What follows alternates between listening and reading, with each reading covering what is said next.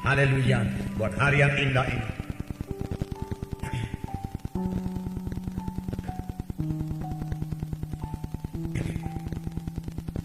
Selama beberapa minggu ini kita telah membuka dari buku Kisah Para Rasul dan kita telah melihat bagaimana gereja pertama berkembang dengan pesat. Kemudian terjadi aniaya karena setan berusaha menghancurkan sidang Tuhan. Dan sampai sekarang setan masih berusaha untuk menghancurkan sidang Tuhan. Tetapi puji Tuhan, Tuhan telah lebih dahulu melengkapi sidangnya dengan kuasa di dalam nama Yesus untuk mengalahkan semua tipu daya setan. Amin, saudara. Kita memiliki kuasa, sidang memiliki kuasa untuk mengalahkan setan. Bahkan setiap anak-anak Tuhan sanggup mengusirkan setan, bisa mengusirkan setan. Amin, saudara. Nah, puji Tuhan, saudara, puji Tuhan.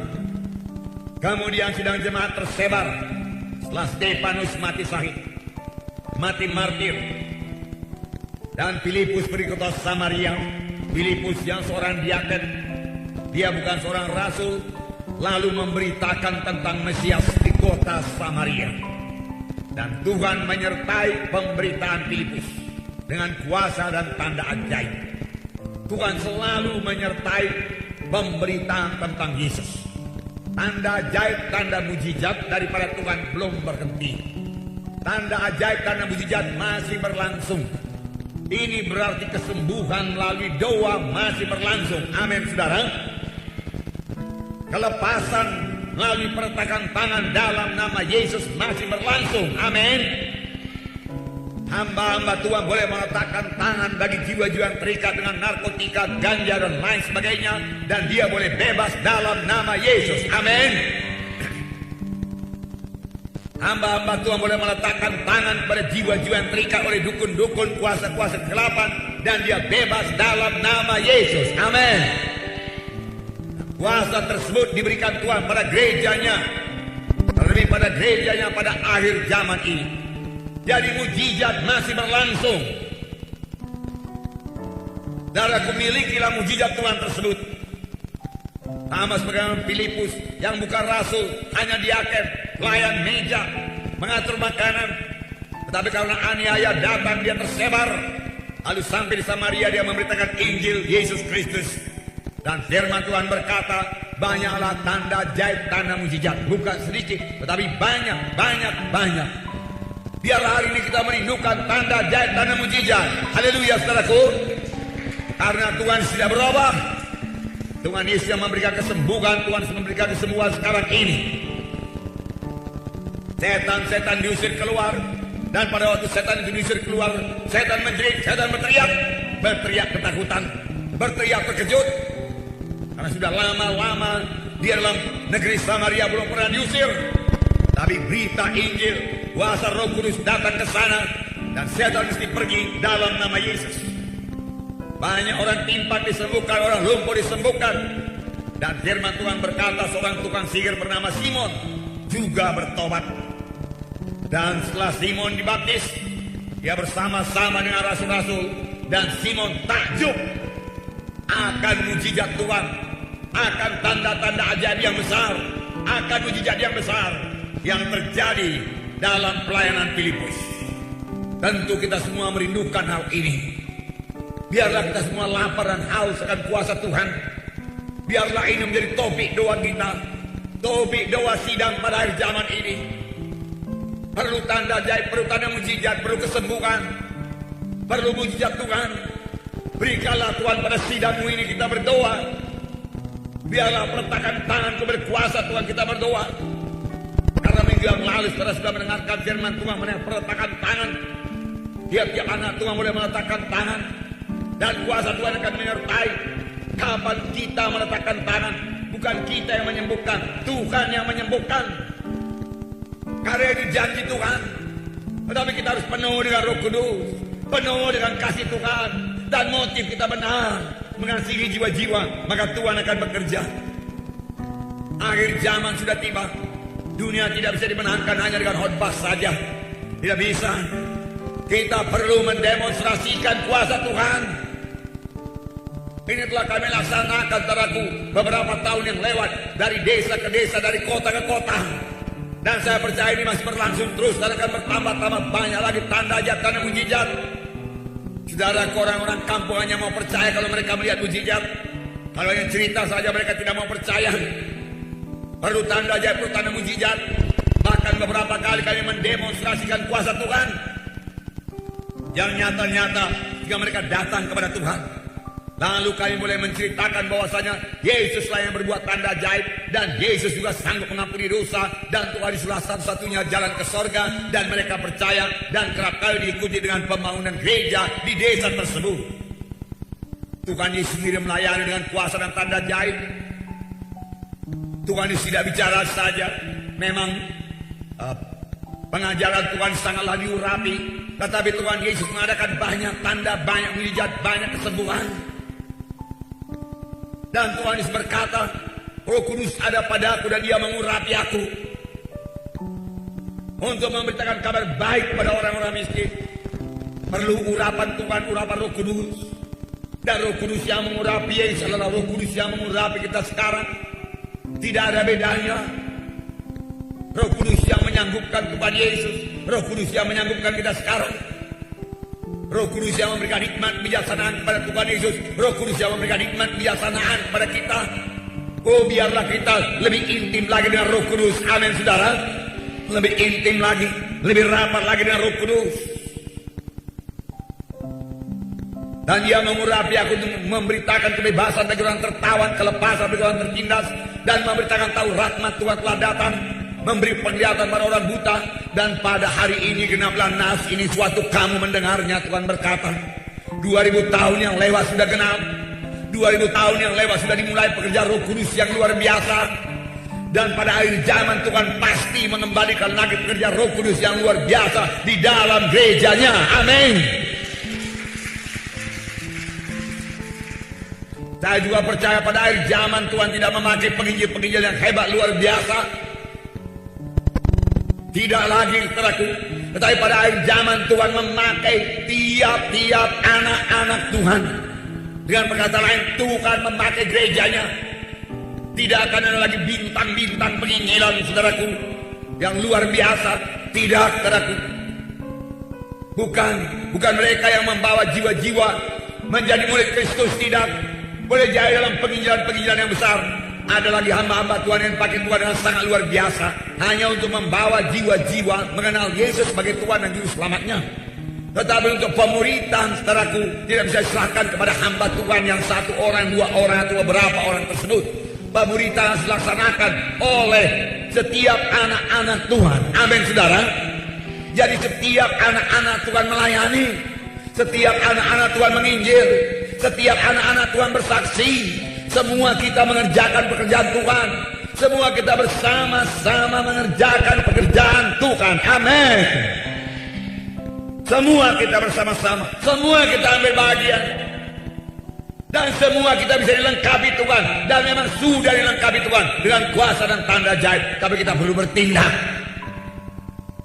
Dalam pertemuan kaum bapak tadi malam saya katakan, kapan kamu mujizat Tuhan berlaku? Kalau sekiranya Filipus tetap di Yerusalem dan dia tidak pergi ke Samaria, tidak akan terjadi mujizat Tuhan. Filipus tidak akan mengalami tanda ajaib, tanda mujizat. Dia akan tetap sebagai diaken, melayani meja. Atau kalau sekiranya Filipus berkata, aku ini bukan seorang rasul, aku ini seorang diaken saja, aku tidak bisa menginjil, tanda ajaib, tanda mujizat tidak akan terjadi. Tetapi karena Filipus bertindak, kasih Tuhan memenuhkan dia. Kapan dia tiba di Samaria, dia lihat orang-orang Samaria belum selamat, terhilang, menuju neraka. Hatinya tergerak oleh belas kasihan, dan dia kabarkan berita-berita tentang Yesus. Dan segera Tuhan meneguhkan dengan kuasa dan tanda ajaib. Orang lumpuh, orang timpang berjalan. Demikian juga kita. Kapan kita mulai mengunjungi, kapan kita mulai menginjil, kapan kita mulai menyaksikan Yesus, menyaksikan kuasa Tuhan sudah kita terima. Roh Kudus sudah bekerja di situ. Roh Kudus meneguhkan firman yang saudara berikan, maka Roh Kudus akan memberikan tanda dan mujizat. Bisa saja terjadi, dan ini memang selalu terjadi di dalam penginjilan anak-anak Tuhan. Perkunjunganlah, saya katakan, seorang anak Tuhan mengunjungi jiwa yang belum selamat. Oh, dia berjumpa dengan orang-orang dalam rumah tersebut, dan dia mulai memberitakan Injil. Bisa terjadi satu kebaktian keluarga yang kecil, di mana dia memberitakan Injil dan berdoa, kemudian meletakkan tangan seorang sakit, dan orang itu akan menerima kesembuhan. Bisa terjadi, dan selalu terjadi. Dan ini memang kehendak Tuhan. Jikalau anak-anak Tuhan tersebut bergerak, amin saudara, bergerak, mengunjungi. Nah, Filipus mengalami tanda mujizat setelah dia keluar dari Yerusalem dan pergi ke Samaria dan mengabarkan Injil. Demikian juga kita, kalau kita bergerak, mujizat Tuhan akan terjadi, tanda mujizat akan terjadi. Saudara berkata, saya sudah menginjil, tetapi belum juga terjadi mujizat Tuhan. Saudaraku, kita lihat, saudaraku, apa yang perlu lagi kita perbuat pada hari ini. Maukah saudara mendengarkannya, apa yang perlu kita perbuat supaya tanda dan mujizat berlaku? Percayakah saudara tanda ajaib mujizat masih berlangsung? Percayakah saudara Tuhan memakai saudara? Amin. Katakan yang keras. Amin. Terima kasih Tuhan. Tuhan bisa memakai saya. Pakailah saya Tuhan. Roh Kudus tidak berubah. Haleluya Tuhan. Saya mau menyaksikan Injil Yesus. Amin. Nah, puji Tuhan, dengarkan lagi firman Tuhan. Kita belajar apa yang perlu supaya terjadi tanda dan mujizat dalam pelayanan kita. Memang beberapa minggu yang lalu setelah kita mendengarkan firman Tuhan, bahwasanya tanda mujizat kuasa Tuhan terjadi karena sidang hidup kudus, karena anak-anak Tuhan hidup dalam kesucian. Itu tidak bisa dibantah, karena Allah itu Allah yang kudus. Roh Kudus adalah roh yang kudus, roh yang suci, yang hanya memakai orang-orang yang suci hatinya, yang meninggalkan semua dosa, yang motifnya benar mengasihi jiwa-jiwa. Tuhan bisa memakai dia, saudara, dan mengurapi dia, dan kuasa Tuhan akan turun. Kita membaca waktu sidang pertama, di mana Ananias dan Safira menipu. Itu dosanya yang terutama. Dosanya bukan karena dia menjual tanah, bukan. Dosanya bukan karena dia punya tanah, punya uang, bukan. Boleh punya uang, boleh punya tanah, boleh jual tanah, boleh berikan kepada Tuhan persepuluhannya, boleh memberikan korban, saudaraku. Boleh juga tidak memberikan korban, saudaraku. Memang saudaraku seharusnya memberikan persepuluhan. Tetapi kalau tidak memberikan persepuluhan, tidak akan dihukum mati oleh Tuhan. Mengapa Ananias dan Safira dihukum mati? Karena dia berdusta. Dia memberikan kesan yang lain daripada keadaan yang sesungguhnya untuk meninggikan namanya. Sebenarnya, saudaraku, akar kejahatannya itu kesombongan yang mau dipuji. Karena Barnabas telah menjual tanahnya dan mendapat pujian, dia juga mau dipuji orang sebagaimana Barnabas. Tetapi dia, saudaraku, tidak mau mengorbankan seluruhnya. Bukan karena dia memberi separuh daripada hasil penjualan itu, saudara, dia dihukum mati, tidak. Dia bisa saja memberikan separuh atau sepersepuluh saja pun cukup. Dan dia berkata kepada rasul, ini persepuluhanku, ini aku berikan separuh, baru lagi masih kebutuhan. Tidak ada dosa dalam keadaan demikian. Tapi kalau dia beri separuh, tapi dia menipu, dan dia katakan inilah seluruhnya hasil tanah tersebut, itulah dosanya. Lihat, setan menipu, saudara.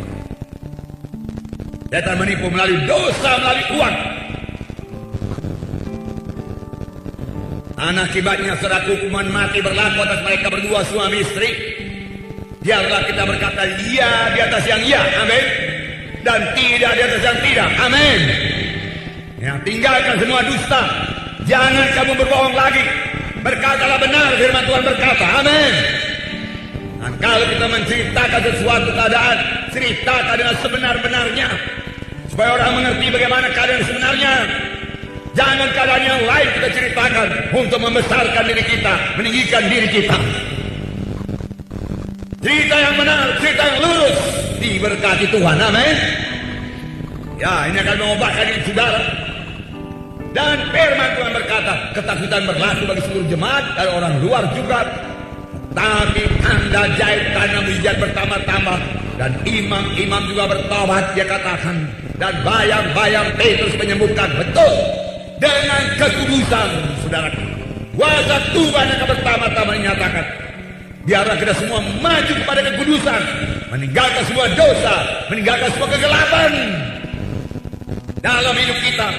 Mari kita hidup benar di hadapan Tuhan, hidup suci, tidak ada kompromi. Jangan kompromi dengan dosa. Itu hanya membawa kita teraku jauh daripada Tuhan, membuka pintu kepada setan. Jangan kompromi dengan ada di setiap kegelapan. Itu mendatangkan kutuk. Waktunya lah saudara Tuhan memberkati anak-anaknya pada akhir zaman ini. Tapi buangkan semua halangan-halangan yang menutup berkat Tuhan tersebut. Biar berkat Tuhan berlaku sepenuhnya bagi anak-anak Tuhan yang hidup kudus. Tapi hari ini kita lihat satu lagi yang perlu untuk menurunkan kuasa dan tanda ajaib dalam pelayanan kita. Kisah 8 ayat 26 sampai 40. Mari sama-sama kita membaca. Kisah 8 ayat 26. Saya baca satu ayat, terbaca satu ayat. Kisah 8 ayat 26. Saya membacakan satu ayat, terbaca satu ayat. Kemudian berkatalah seorang malaikat Tuhan kepada Filipus, katanya, bangunlah dan berangkatlah ke sebelah selatan menurut jalan yang turun dari Yerusalem ke Gaza. Jalan itu jalan yang sunyi.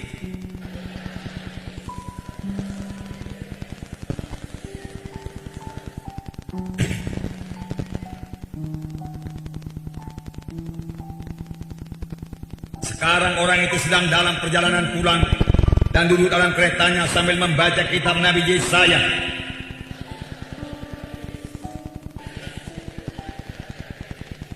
Filipus segera ke situ dan mendengar sida-sida itu sedang membaca kitab Nabi Yesaya. Kata Filipus, mengertikah Tuhan apa yang Tuhan baca itu?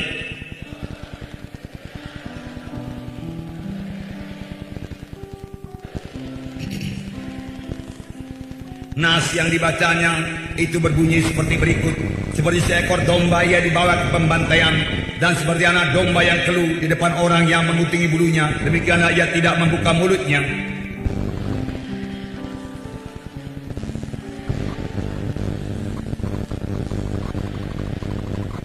Maka kata sida-sida itu kepada Filipus, aku bertanya kepadamu tentang siapakah Nabi berkata demikian, tentang dirinya sendiri atau tentang orang lain?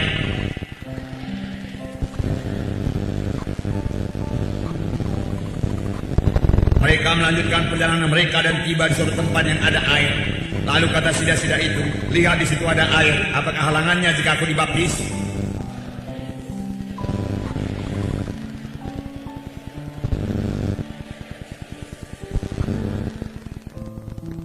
Lalu orang Ethiopia itu menyuruh menghentikan kereta itu, dan keduanya turun ke dalam air. Baik Filipus maupun sida-sida itu, dan Filipus membaptis dia.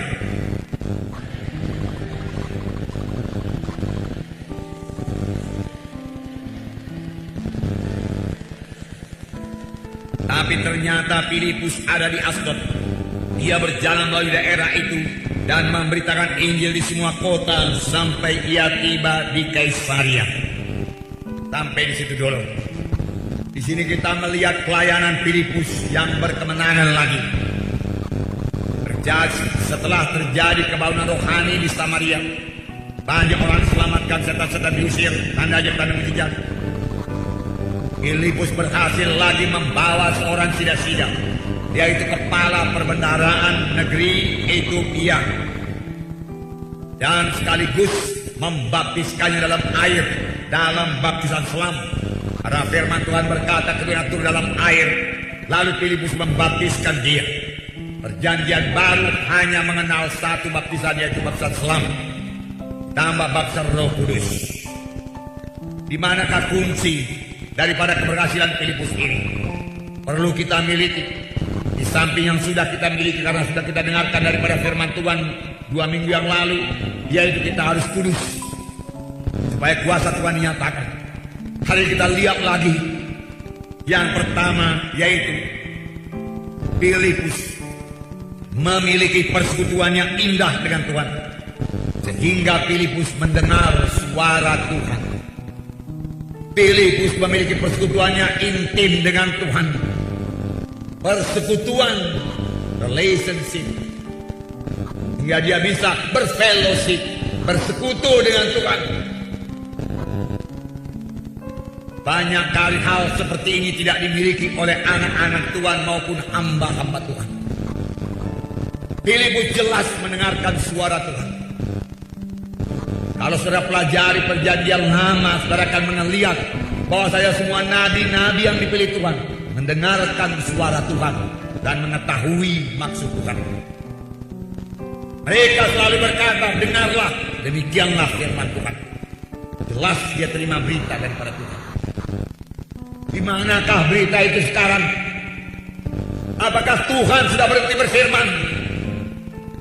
Saya percaya penuh Tuhan kita, Tuhan yang senantiasa berfirman. Dia Tuhan yang mengajarkan banyak perkara. Walaupun sudah ada Alkitab, Dia mau membukakan lagi rahasia-rahasia firman-Nya kepada kita, memberikan petunjuk-petunjuk kepada kita. Kemana kita harus menginjil? Bagaimana kita harus menginjil? Apa yang harus kita perbuat? Roh Tuhan tetap berbicara. Milikilah persekutuan yang intim dengan Tuhan.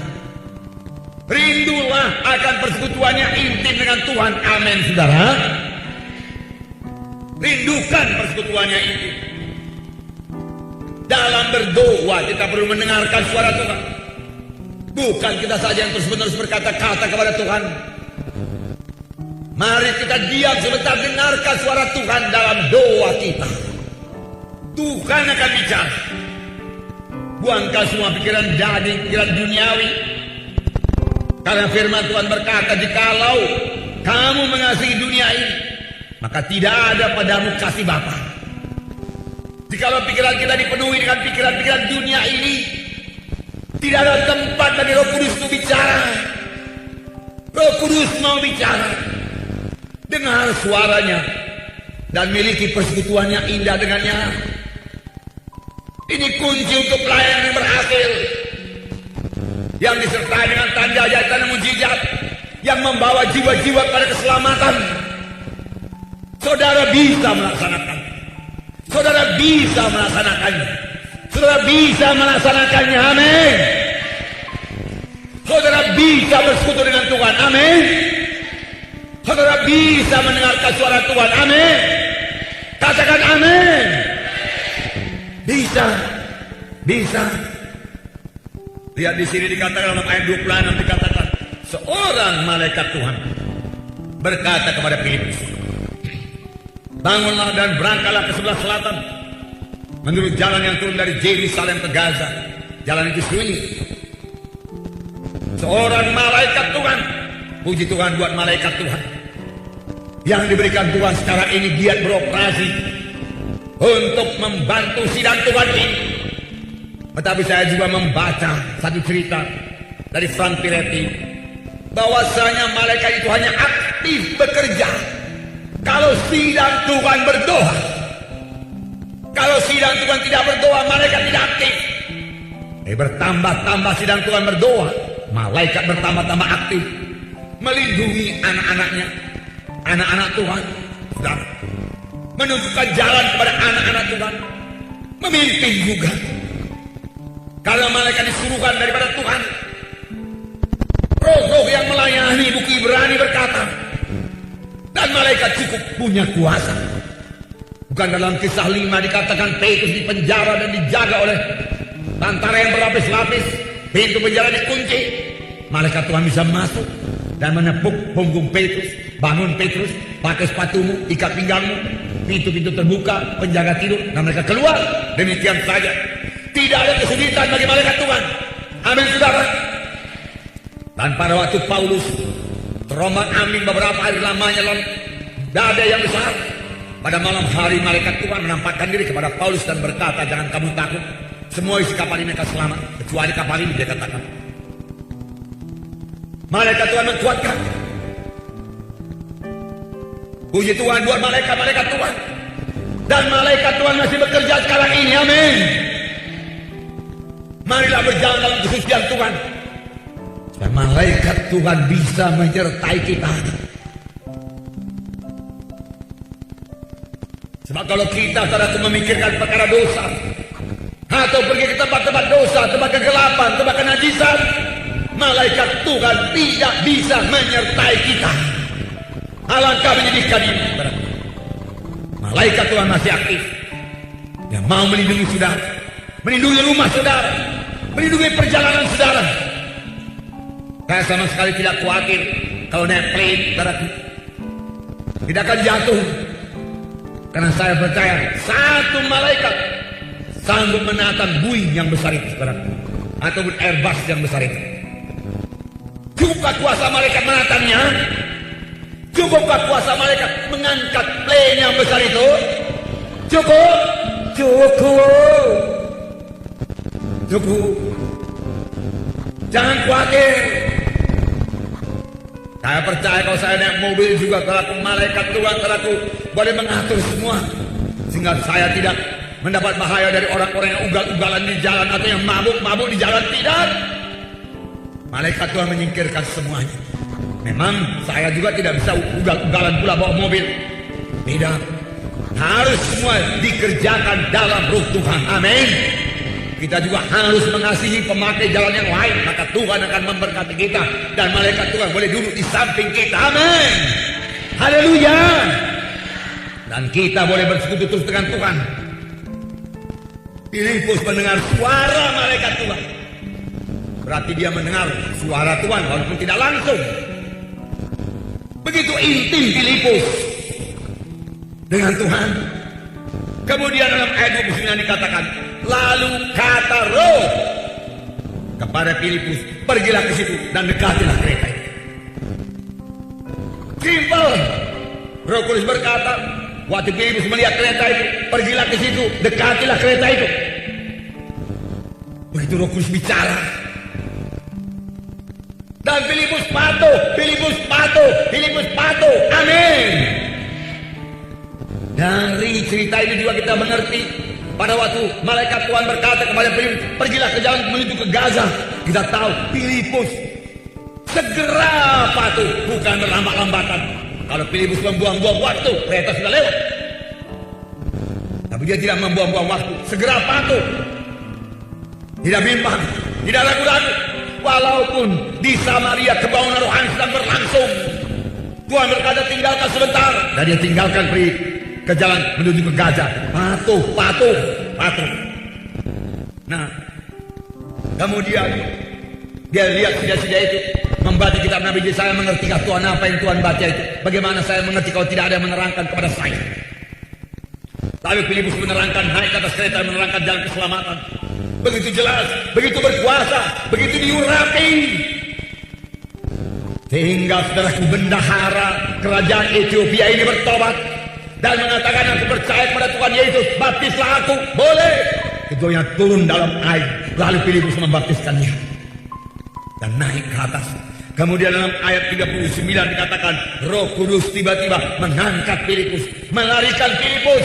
Satu persekutuan yang intim dengan Roh Kudus. Rindukah saudara memiliki persekutuan yang intim dengan Roh Kudus?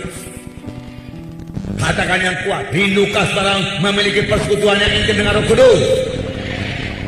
Katakan amin. Saya juga rindu. Tapi saya ada berita kepada saudara. Dengarkan baik-baik. Bukan hanya saudara yang rindu bersekutu dengan Roh Kudus.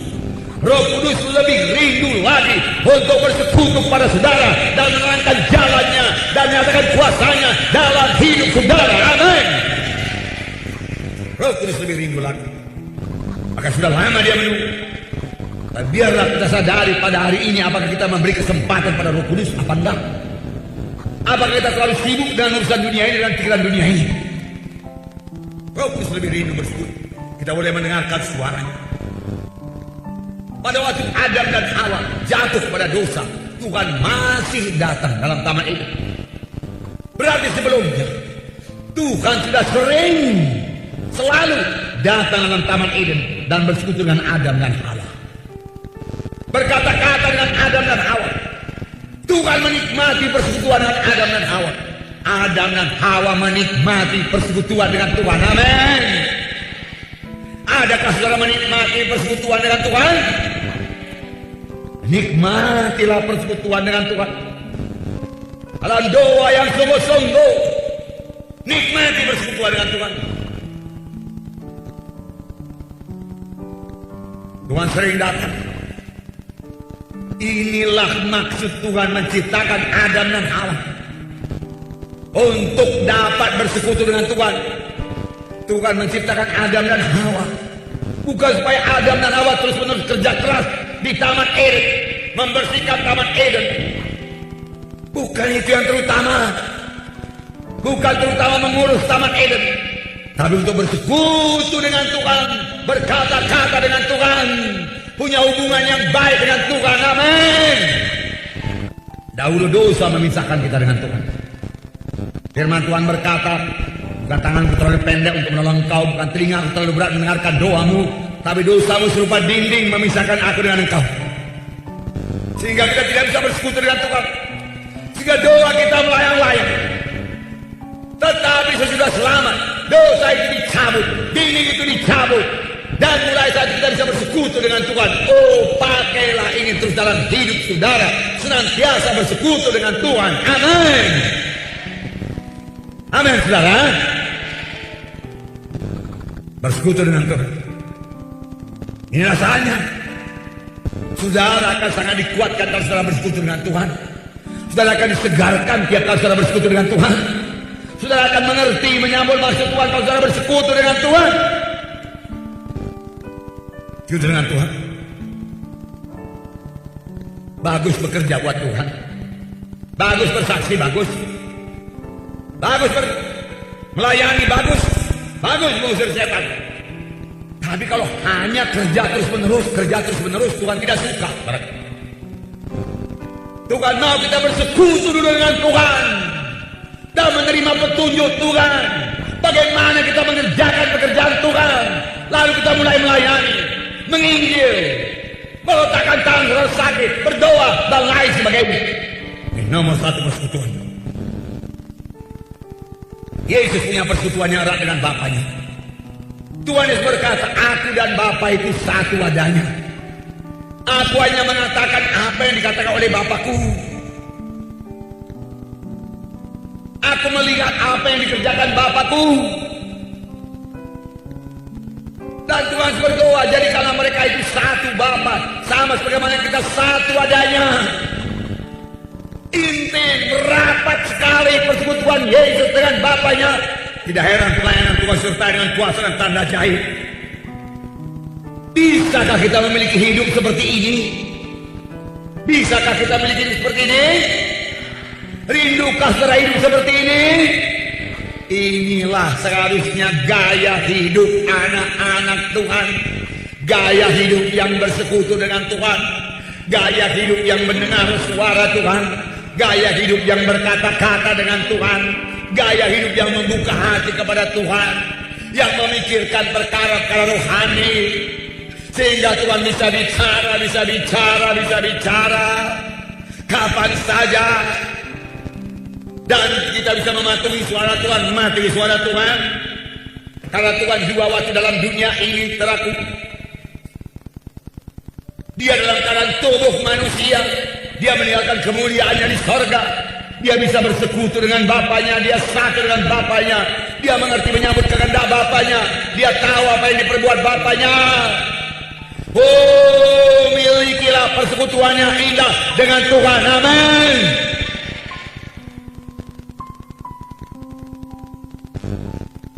Maria dan Marta. Saya membaca yang bersara Lukas 10. Lukas 10 ayat 38 sampai 42. Saya membacakan.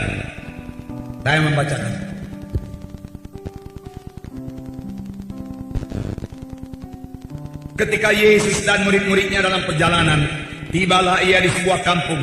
Seorang perempuan yang bernama Marta menerima dia di rumahnya. Perempuan itu mempunyai seorang saudara yang bernama Maria.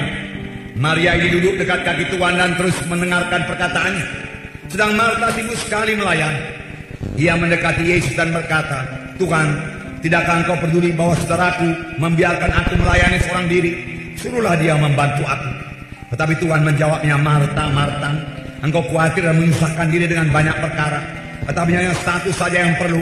Maria telah memilih yang terbaik, yang tidak akan diambil daripadanya." Marta sibuk sekali melayani. Marta cinta kepada Tuhan Yesus. Dia mau melayani Tuhan Yesus, menyediakan makanan bagi Tuhan Yesus. Marta kerja keras, terburu-buru, capek. Saudara, menyediakan makanan pada zaman Marta ini, pada zaman Tuhan, selain daripada menyediakan makanan seperti pada zaman sekarang ini. Pada zaman sekarang ini saudara boleh beli saudaraku daging di pasar, atau kalau sudah ada di rumah boleh ambil daging daripada peti es. Bahkan yang modern saudaraku, ya, di rumahnya bukannya kompor yang ada saudaraku, dia juga punya microwave saudaraku yang bisa mengerjakan pekerjaan dengan lebih cepat lagi. Masukkan saja makanan ke sana jadi masak. Tunggu 15 menit masak. Tapi pada waktu itu kalau Marta menyembelih domba, dia harus sembelih dahulu domba, lalu dikuliti lagi domba itu saudaraku. Lalu mulai ditumbuk bumbu-bumbunya semua. Bukan seperti sekarang ini. Kalau saudara mau bikin rendang sekalipun gampang. Saya sendiri bisa masak rendang saudaraku. Mengapa? Karena bumbunya sudah sedia, dagingnya sudah dipotongin. Supermarket sana saudara, saya beli rendang setengah kilo, bumbunya juga berikan setengah kilo, kalau santannya juga berikan. Siap. Mantap. Cuci sebentar, masukkan kuali saudaraku, masukkan semua bumbunya, sudah. Tambah secukupnya, tutup, pasang apinya saudaraku. Tunggu setengah jam, matang saudaraku. Waktu itu nggak begitu saudaraku. Dombanya dikulitin dulu, disembelih, lalu dibakar, lalu mulai dipotong-potong, bumbunya ditumbuk dulu, saudaraku, ditumbuk. Kalau tidak ada, beli dulu ke kedai. Tidak ada kompor gas, apa yang ada kayu api. Sibuk masak, saudaraku, melayani, keringatan, saudaraku. Rambutnya barangkali sudah aut-autan. Dan kemudian ketika dia lewat, dia lihat Maria duduk di bawah kaki Tuhan Yesus, mendengarkan suara Tuhan. Dia duduk di dekat kaki Tuhan Yesus, mendengarkan suara Tuhan, mendengar cerita Tuhan Yesus. Wah, Marta protes. "Tuhan," dia katakan, "tidakkah engkau peduli membiarkan aku bekerja sendiri, menyediakan makanan untuk kita semua? Ini makanan ini bukan untuk aku Tuhan saja, untuk kita semua ini Tuhan. Mengapa kau biarkan aku saja melayani?" Dan Maria duduk di situ. Dari tadi tenang-tenang aja, mendengarkan firman Tuhan. Jawaban Tuhan Yesus membawa berkat bagi kita semua. "Marta, Marta, engkau sibuk," dia katakan, "akan Marta, Marta, engkau khawatir dan menyusahkan dengan banyak perkara, menyusahkan diri dengan banyak perkara. Tapi satu saja yang penting, satu saja yang penting, satu saja yang penting. Maria telah memilih bagian yang terbaik, yang tidak akan diambil daripadanya. Satu saja yang penting. Maria mengambil yang terbaik. Apakah perlu Maria? Maria bersekutu dengan Tuhan Yesus. Satu saja yang penting, bersekutu dengan Tuhan Yesus. Satu saja yang penting, bersekutu intim dengan Yesus. Satu saja yang penting, bersekutu dengan Yesus. Amin. Beri tepuk tangan yang meriah buat Tuhan.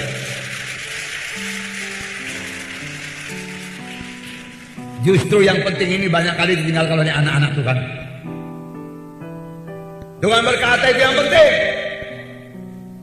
Hanya orang mengerjakan pekerjaan Tuhan tanpa mencari dahulu persekutuan dengan Tuhan.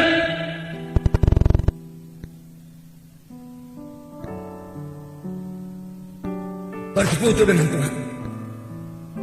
Cari wajah Tuhan. Dengar suara Tuhan. Buka hati saudara. Tuhan bicara dalam hati saudara. Tuhan juga bicara melalui pikiran saudara, melintas dalam pikiran saudara. Satu pikiran yang baru, jalan keluar daripada persoalan kalau memang itu ada persoalan. Satu strategi yang baru untuk mengerjakan pekerjaan Tuhan tiba-tiba datang. Kalau kita mau mendengarkan suara Tuhan, kalau kita mau bersekutu dengan Tuhan, amin saudara. Maria memilih yang terbaik. Saudara juga pilih yang terbaik. Lah, kok Tuhan berkata satu saja yang penting? Apakah menginjil nggak penting? Apakah melayani nggak penting?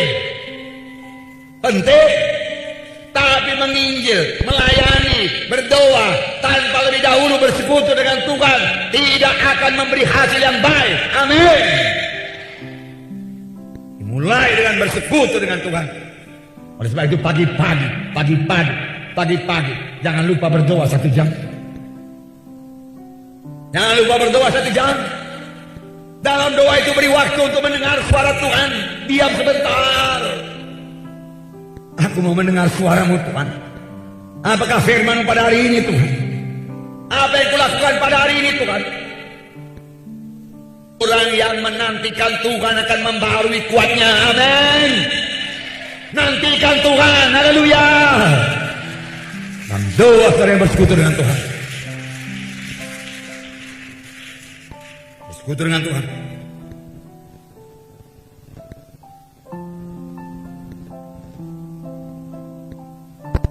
Dan kemudian saudara Maria dan Marta meninggal dunia. Apa yang terjadi? Marta berdoa, Maria berdoa. Doa Marta dijawab Tuhan, doa Maria dijawab Tuhan. Tapi doa Maria menurunkan kuasa Tuhan. Doa orang yang intim bersekutu dengan Tuhan menurunkan kuasa Tuhan. Amin.